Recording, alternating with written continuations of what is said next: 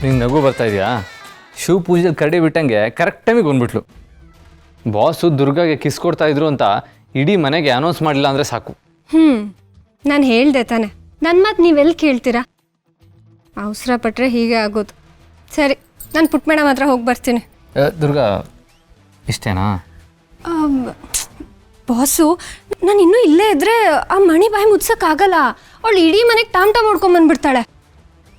ಅದಕ್ಕೆ ನಾನು ಹೋಗಿ ಅವಳು ಬಾಯಿ ಮುಚ್ಚಿಸ್ಬೇಕು. ಹೋಗ್ತೀನಿ.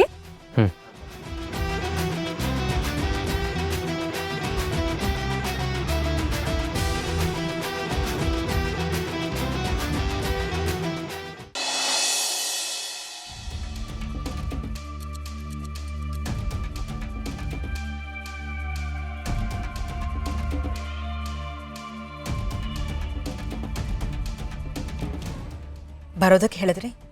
ಮಾಳವಿಕಾ, ನೀನು ಇಷ್ಟೊಂದು ಕೆಳಮಟ್ಟಕ್ಕೆ ಇಳಿತೀಯ ಅಂತ ನಾನು ಖಂಡಿತ ಅನ್ಕೊಂಡಿರ್ಲಿಲ್ಲ.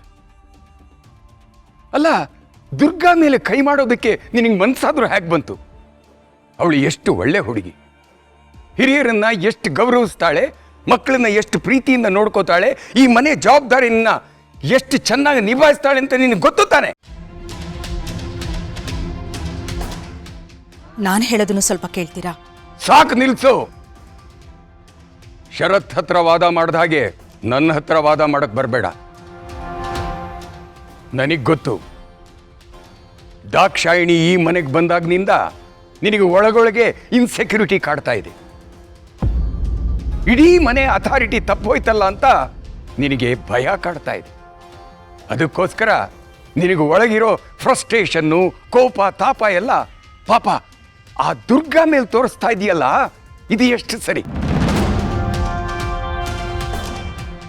ಹೇ ದುರ್ಗಾ, ಒಂದೇ ಒಂದು ಸಣ್ಣ ಡ್ರಾಮಾ ಮಾಡಿ ಇಷ್ಟು ವರ್ಷಗಳಿಂದ ನಾನು ಈ ಮನೆಯಲ್ಲಿ ಕಷ್ಟಪಟ್ಟು ಸಂಪಾದನೆ ಮಾಡಿದ ಇಮೇಜು, ಗೌರವ, ನಂಬಿಕೆ ಎಲ್ಲವನ್ನು ಮಣ್ಣುಪಾಲು ಮಾಡಿಬಿಟ್ಟೆ ಅಲ್ವಾ?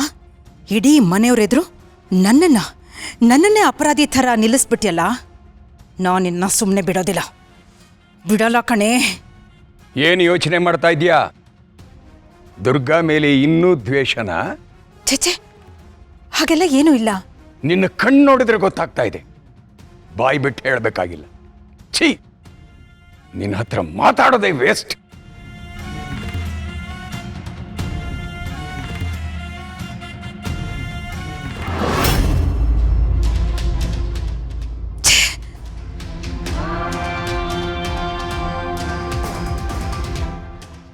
ಏನೇ ಎಂಜಾಯ್ ಮಾಡ್ತಾ ಇದೆಯಾ?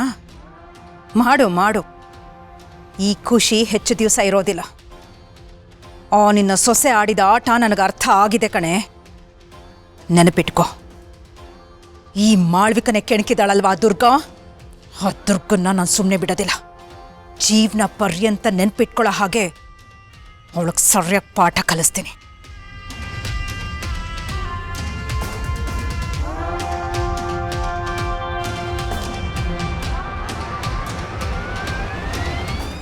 ಯಾಕೆ ಮಾಡ್ಬೇಕಾ? ಇಷ್ಟೊಂದು ಕೋಪ ಮಾಡ್ಕೊಂಡಿದ್ಯಾ? ಯಾಕೆ? ನಿನ್ ಬಗ್ಗೆ ನಂಗೆ ಎಲ್ಲ ಗೊತ್ತಾಗ್ಬಿಡ್ತು ಅಂತ ಚಿಂತೆ ಮಾಡ್ತಿದ್ಯಾ?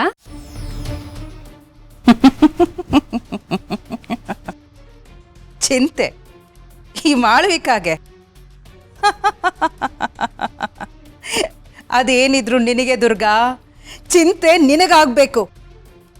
ಸಮುದ್ರದಿಂದ ಒಂದು ಹನಿ ನೀರು ತೆಗೆದ ಮಾತ್ರಕ್ಕೆ ಇಡೀ ಸಮುದ್ರನೇ ಬತ್ತೋಯ್ತು ಅನ್ನೋದು ಮೂರ್ಖತನ.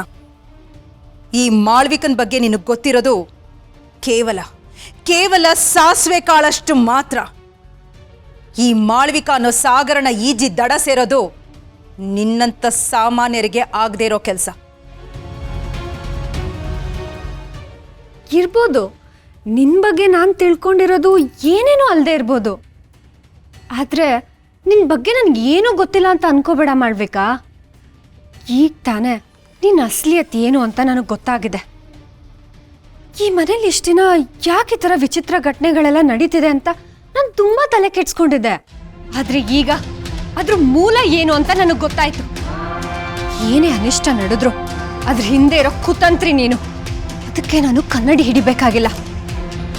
ಇನ್ಮುಂದೆ ನಿನ್ ತಂತ್ರಕ್ಕೆ ಪ್ರತಿ ತಂತ್ರ ಹೂಡೋದೆ ನನ್ನ ಕೆಲಸ. ಏ ದುರ್ಗಾ, ಕಿರ್ಚ್ಬೇಡ. ನಿನ್ ಹಾರಾಟಕ್ಕೆ ಬೆಲೆ ಕೊಡೋ ದಿನ ಮುಗ್ದೋಯ್ತು.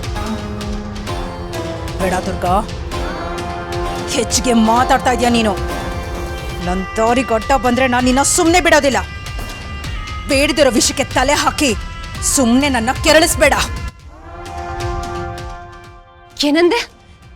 ಇದೆಲ್ಲ ನನಗೆ ಬೇಡದೇ ಇರೋ ವಿಷಯನ, ನನ್ನ ಸುಂದರವಾಗಿರೋ ಸಂಸಾರನ ಚೂರ್ ಚೂರ್ ಮಾಡಿ ಒಡ್ದು ಹಾಕಿದ್ಯಾ. ನಮ್ಮಮ್ಮನ ಬಲಿ ತಗೊಂಡೆ, ನಮ್ಮಪ್ಪಂಗೆ ಹುಚ್ಚಿಡ್ಸಿ ಬೀದಿಲಿ ಅಲಿಯೋ ಹಾಗೆ ಮಾಡಿದೆ. ಅಷ್ಟು ಸಾಲದು ಅಂತ ನನಗೆ ಜೀವಕ್ಕೆ ಜೀವ ಆಗಿರೋ ಅಕ್ಕನ್ನ ಅವಳ ಸಂಸಾರದಿಂದ ಶಾಶ್ವತವಾಗಿ ದೂರ ಆಗೋಗ್ ಮಾಡಿದೆ. ನಾನು ಪ್ರೀತಿಸೋ ಪ್ರತಿಯೊಬ್ಬರ ಜೀವನನ ನರಕ ಮಾಡಿದೆ, ನಾಶ ಮಾಡಿದೆ. ಒಳ್ಳೆತನದ ಮುಖವಾಡ ಹಾಕೊಂಡು ಈ ಮನೆಯವ್ರಿಗೆಲ್ಲರಿಗೂ ಅನ್ಯಾಯ ಮಾಡ್ತಿರೋ ರಾಕ್ಷಸಿ ನೀನು. ಇನ್ನು ನಿನ್ನಿಂದ ಯಾರಿಗೂ ಅನ್ಯಾಯ ಆಗೋದಕ್ಕೆ ನಾನು ಬಿಡೋದಿಲ್ಲ. ಇಷ್ಟೆಲ್ಲ ಆಟ ಆಡೋದು ನಿನಗೆ ಬೇಕಿತ್ತು ಅಂದಮೇಲೆ ಮುಂದೆ ಆಗೋದೆಲ್ಲ ನನಗೂ ಬೇಕು. ಏನ್ ಮಾಡ್ತೀಯ? ಏನೇ ಮಾಡಕ್ಕಾಗತ್ತೆ ನಿನ್ನಿಂದ? ಸಕಲ ದುಷ್ಟ ಶಕ್ತಿಗಳನ್ನ ಕಿರುಬೇಳಿನ ತುದಿಯಲ್ಲಿ ಆಡಿಸ್ತಾ ಇರೋ ಈ ಮಾಳ್ವಿಕೆಯಲ್ಲಿ ಸುಮ್ಮನೆ ಬಾಯ್ ಬಡ್ಕೊಳ್ಳೋ ನೀನೆಲ್ಲಿ?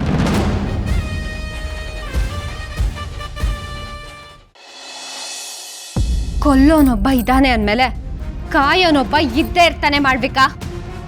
ನಾನು ಈ ಮನೆಗೆ ಸೊಸೆಯಾಗಿ ಯಾಕೆ ಬಂದೆ ಅಂತ ನಂಗೆ ಈಗ ಗೊತ್ತಾಗ್ತಾ ಇದೆ. ಏನಂತ ದುಷ್ಟೆಯಿಂದ ಈ ಮನೆನ ಕಾಪಾಡೋಕೆ ಆ ದೇವಿ ನನ್ನ ಇಲ್ಲಿಗೆ ಸೇರಿಸಿದಾಳೆ. ನಾನು ನನ್ನ ಜವಾಬ್ದಾರಿನ ಸರಿಯಾಗಿ ನಿಭಾಯಿಸ್ತೀನಿ. ನಿನ್ನಿಂದ ಈ ಮನೆನ ನಾನು ಕಾಪಾಡ್ಕೊಳ್ತೀನಿ. ದುರ್ಗಾ, ನೀನು ತುಂಬಾ ತಪ್ಪು ತಿಳ್ಕೊಂಡಿದ್ಯಾ. ನಿನ್ನ ಅಕ್ಕ ಅಂಬಿಕಾ ಹೋದ್ಲಲ್ಲ, ಅದೇ ಜಾಗಕ್ಕೆ ನೀನು ಹೋಗ್ಬೇಕು ಅಂತಾನೆ ನೀನು ಇಲ್ಲಿಗೆ ಬಂದಿರೋದು. ಕಳಿಸ್ಕೊಡ್ತೀನಿ. ಆದಷ್ಟು ಬೇಗ ನಿನ್ನನ್ನು ಅಲ್ಲಿಗೆ ಕಳಿಸ್ಕೊಡ್ತೀನಿ. ಆದರೆ ಅದಕ್ಕಿಂತ ಮುಂಚೆ ನೀನು ನೋಡಬೇಕಾಗಿರೋ, ಅನುಭವಿಸ್ಬೇಕಾಗಿರೋ ಇನ್ನೂ ಸಾಕಷ್ಟು ಇದೆ. ಈ ಮನೆಯಲ್ಲಿ ನಡೆಯೋ ಒಂದೊಂದು ಅನಾಹುತಗಳನ್ನು ನೀನು ಕಣ್ಣಾರೆ ನೋಡಿ ಅಯ್ಯೋ ಸಾಕಪ್ಪ ಈ ಜೀವನ ಅಂತ ಅನ್ನಿಸ್ಬೇಕು. ಅಲ್ಲಿವರೆಗೂ ನಿನ್ನನ್ನು ಜೀವಂತವಾಗಿ ಇಟ್ಕೊಂಡಿರ್ತೀನಿ. Don't worry Durga. ನೀನ್ ತಿಪ್ಪರ್ಲಾಗ ಹೊಡೆದ್ರು ನೀನ್ ಅನ್ಕೊಂಡಿರೋದನ್ನ ಆಗೋದಕ್ಕೆ ನಾನು ಬಿಡೋದಿಲ್ಲ. ಈ ಕ್ಷಣದಿಂದನೇ ನನ್ನ ಕುಟುಂಬನ ಕಾಯೋ ಹೊಣೆ ನಂದು. ಬೇಡ ದುರ್ಗಾ, ಅತಿಯಾಗಿ ಬೀಗಬೇಡ. ಈ ಮಾಳ್ವಿಕನ್ ದಾರಿಗೆ ಅಡ್ಡ ಬಂದ್ರೆ ಪರಿಣಾಮ ಘೋರವಾಗಿರುತ್ತೆ. ಅದನ್ನ ತಡ್ಕೊಳ್ಳೋ ಶಕ್ತಿ ನಿನ್ಗಿರಲ್ಲ ಕಣೆ. ಅದೇನಾಗುತ್ತೋ ಆಗ್ಲಿ, ನನ್ನ ಕುಟುಂಬಕ್ಕೆ ಅಪಾಯ ಆಗಕ್ಕೆ ಅದು ಯಾರೇ ನಿಂತಿದ್ರು ಅವ್ರ ಮೊದಲು ನನ್ನನ್ನು ದಾಟ ಹೋಗ್ಬೇಕು.